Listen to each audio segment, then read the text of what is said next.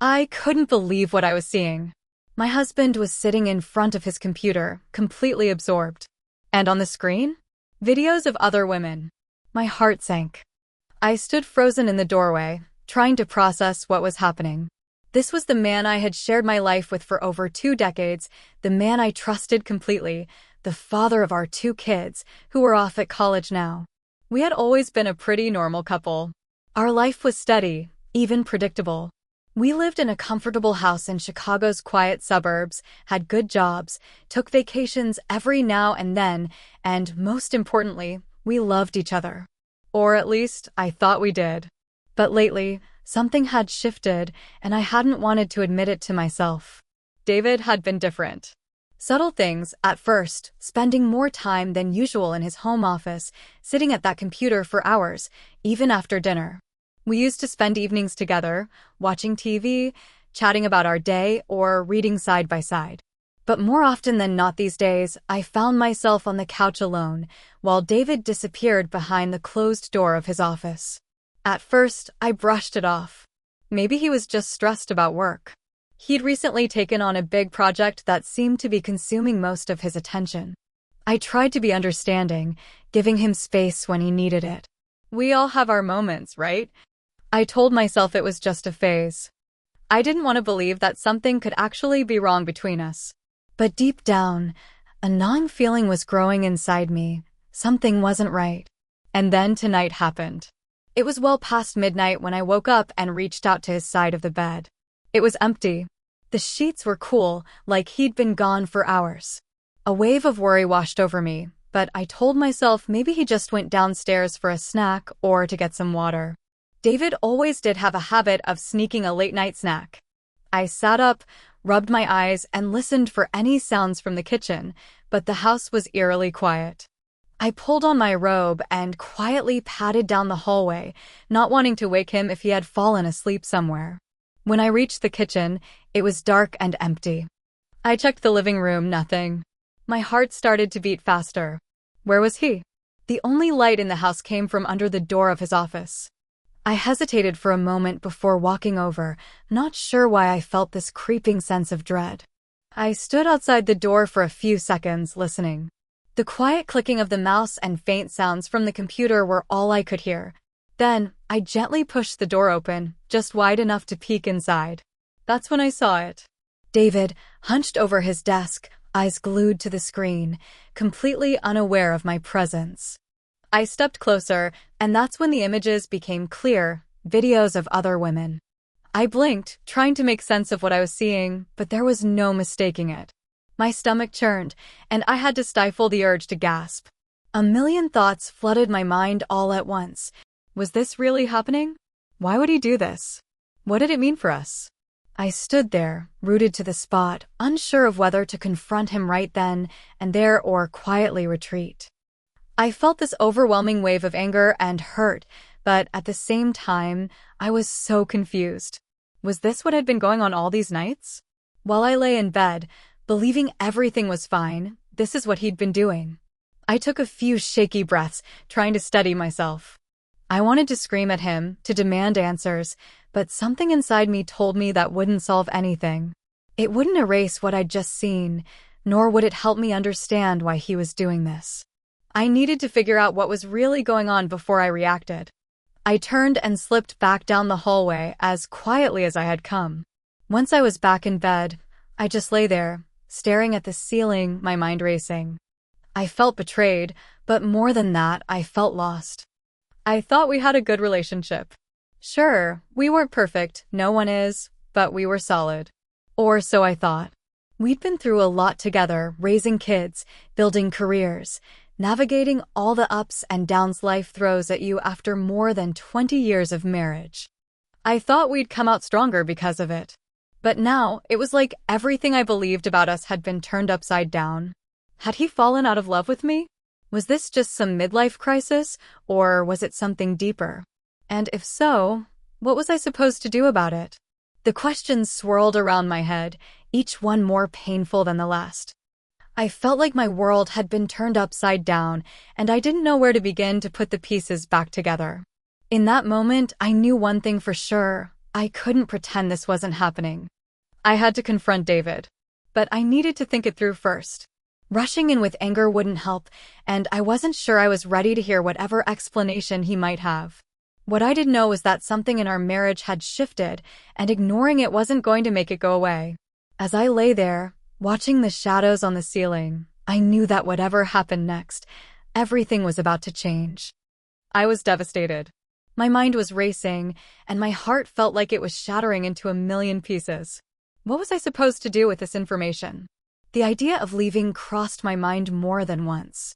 I wanted to pack a bag, walk out the door, and never look back. Maybe if I left, I could escape the pain, the confusion, and the feeling of betrayal that was gnawing at me. But deep down, I knew running wasn't the answer. It would only delay the inevitable. Sooner or later, I'd have to face David and confront what I'd seen. I couldn't stay in bed, though. Not with the weight of it all pressing down on my chest. I tossed and turned, but my mind wouldn't stop replaying the images on his screen, and the feeling of betrayal just kept growing. After what felt like hours, I finally heard David come to bed. He climbed in beside me, completely unaware that I had seen everything. How could he lie there so peacefully while I was drowning in my own thoughts? I waited until I was sure he was asleep, his slow, steady breathing confirming that he was out for the night. Then, I quietly slipped out of bed and made my way back to his office. I had to know more. Maybe there was some explanation. Maybe it wasn't what I thought. As much as I wanted to believe that, deep down I knew the truth. But still, I couldn't help myself. His computer was still on, the screen glowing faintly in the dark room.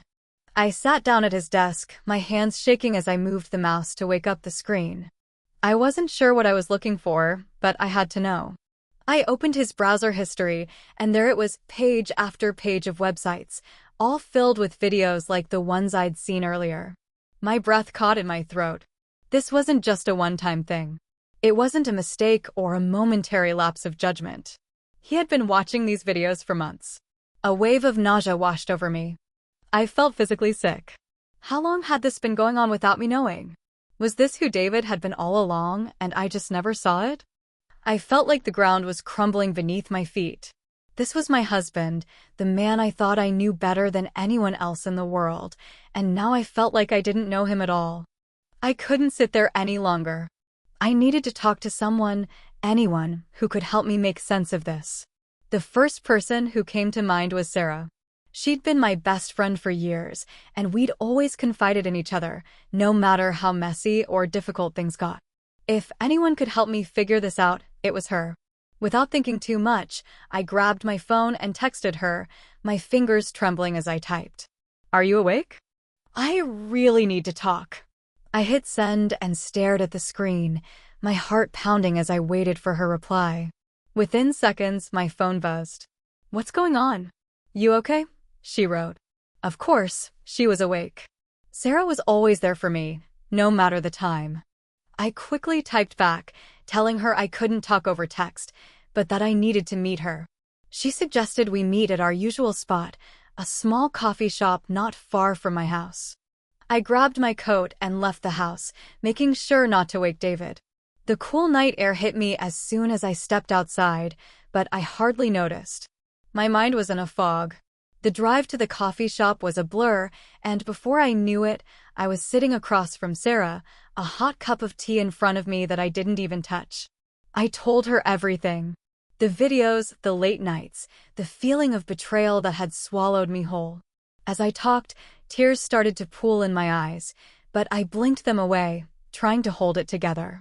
Sarah just sat there, listening, her face a mixture of shock and sympathy. When I finished, she reached across the table and grabbed my hand. "Oh my God, I'm so sorry," she said, her voice soft but firm. "I can't believe this. You need to talk to him." The thought of confronting David made my stomach turn, but I knew she was right. I couldn't just sit with this knowledge and pretend everything was fine. No matter how painful it was going to be, I had to face it head-on. I nodded, but I couldn't bring myself to say anything. Sarah squeezed my hand. "You have to talk to him, and you deserve to know the truth. Don't let him get away with some half-hearted apology. Make him explain himself." She was right, but I wasn't sure I was ready for the answers. What if his explanation was even worse than what I already knew? What if this wasn't something we could come back from?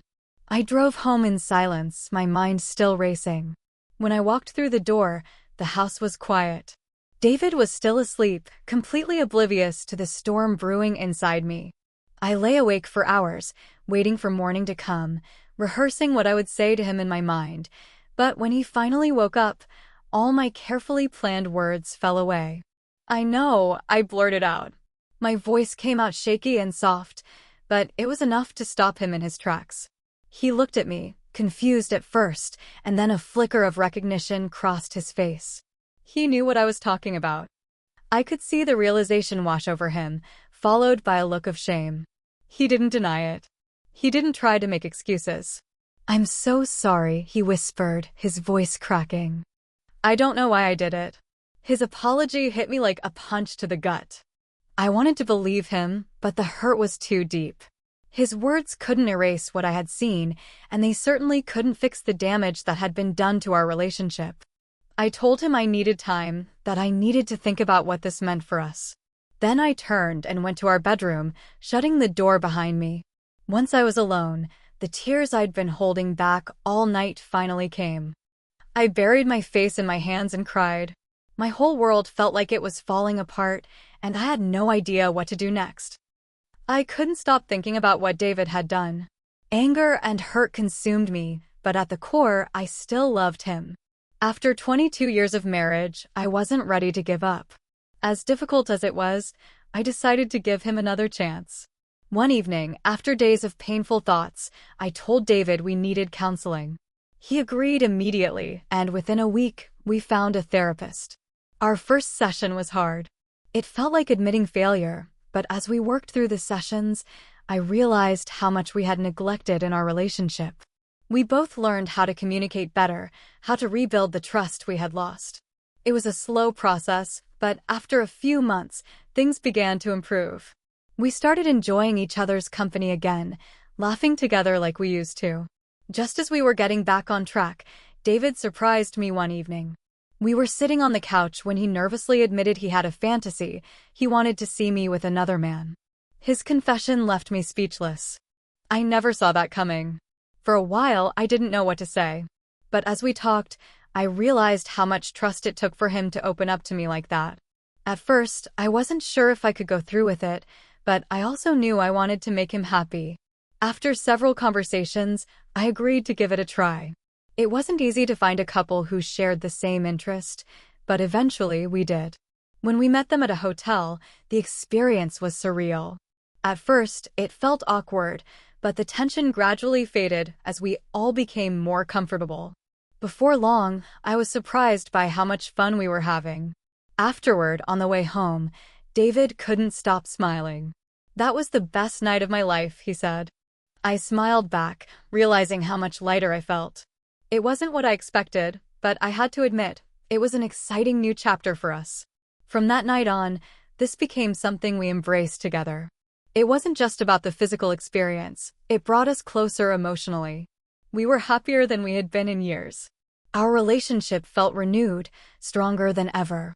Sometimes, stepping outside of your comfort zone can bring new life into a relationship. It's not what I thought we needed, but it turned out to be the best decision we ever made. David and I were happier than ever. Our relationship felt stronger, more connected, and deeper than it had been in years. We'd gone through so much together, and now it felt like we had rediscovered each other. But as much as we enjoyed the new experiences, we knew that we couldn't keep relying on other people to keep things exciting forever. We needed to find ways to sustain that passion and intimacy between just the two of us. So, we started experimenting. It felt like we were exploring uncharted territory. We tried role-playing, dipping into different scenarios to spice things up. Some nights, David would be the hero, and I'd play the damsel in distress. Other nights, we'd reverse the roles. It was fun, and it felt like we were rediscovering parts of each other we hadn't known before. But soon, even that felt a little too familiar. So, we pushed further, trying spanking and introducing light bondage into the mix. Every new step brought a mix of excitement and nervousness, but it always felt like we were in it together. One night, David suggested we explore BDSM more seriously. I wasn't sure at first, but after some research, I became curious. We both did. We started reading about it, watching videos, and learning from online communities. Eventually, we found ourselves at a local BDSM club. I remember walking in for the first time, feeling both anxious and intrigued by the unfamiliar surroundings. There were people of all types, dressed in everything from leather to casual clothes, all there for the same reason, to explore their desires in a safe, consensual environment. At first, we were just observers, but we quickly got comfortable, meeting new people who were more than willing to teach us the ropes, literally. The community was welcoming, and we found that BDSM wasn't just about physical sensations, it was about trust, communication, and vulnerability. It brought us even closer, pushing us to have honest conversations about our desires and boundaries. David and I started incorporating BDSM into our private life. We took turns being the dominant and the submissive, testing our limits and exploring what felt right for both of us. Some nights, he was in control, and I found an unexpected release in giving up control. Other nights, I took charge, and it gave me a sense of empowerment that I hadn't experienced before. We were learning about each other in ways we never imagined, discovering sides of ourselves that had been hidden for years. What surprised me the most was how much BDSM improved our communication. We became more open with each other, not just about sex, but about everything. We talked more freely about our needs, our frustrations, and our dreams. It was as if these experiences had unlocked a new level of understanding between us. It wasn't just the excitement of trying something new, it was the emotional connection that came with it. The more we explored, the stronger our relationship became. We found that these experiences were not just a way to spice things up, but a way to reinforce our bond. BDSM became a regular part of our lives, but it was also just one of many ways we expressed our love for each other. It brought an unexpected depth to our relationship, one that I hadn't thought possible before. Now, looking back on everything we've been through, I feel incredibly grateful. We faced a tough challenge, and we came out of it stronger and more in love than ever. We found a way to make our relationship work for us, to keep it exciting, intimate, and fulfilling in ways we never thought possible. As we look ahead, I'm filled with hope. I know that whatever the future holds, we'll face it together, stronger and more connected than ever. We found something that works for us, and I'm excited for all the new chapters that are still to come in our journey together. David and I were in a place I never imagined we could reach. We were deeply in love, happier than we had ever been, and felt closer than ever before.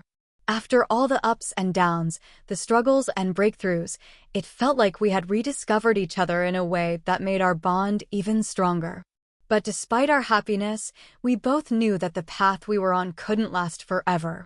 The excitement of new experiences was exhilarating, but at some point, we had to find a way to make our relationship work on its own terms, just the two of us. We weren't ready to stop exploring just yet, though. As we searched for ways to keep our connection fresh, we dove into experimentation. We tried role-playing, creating scenarios that allowed us to see each other in different lights.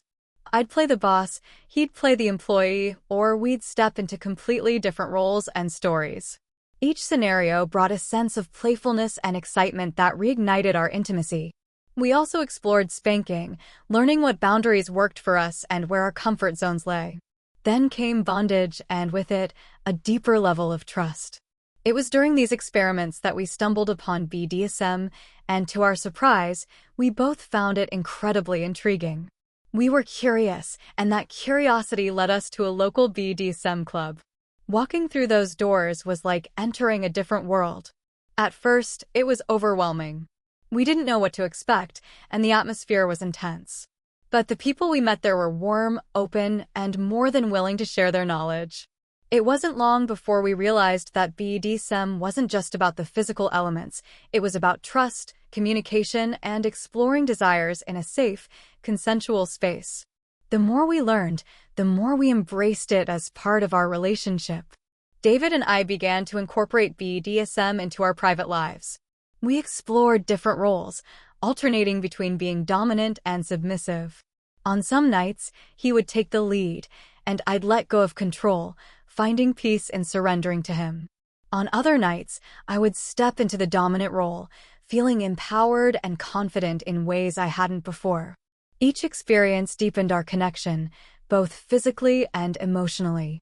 One of the most surprising things about our journey into BDSM was how much it improved our overall relationship. Communication had always been something we struggled with, but this new dynamic forced us to talk openly and honestly about our desires, boundaries, and emotions. We became better listeners, more in tune with each other's needs. It wasn't just about the BDSM, it was about learning how to express what we wanted and needed from each other, both inside and outside the bedroom. As our relationship continued to evolve, so did our happiness.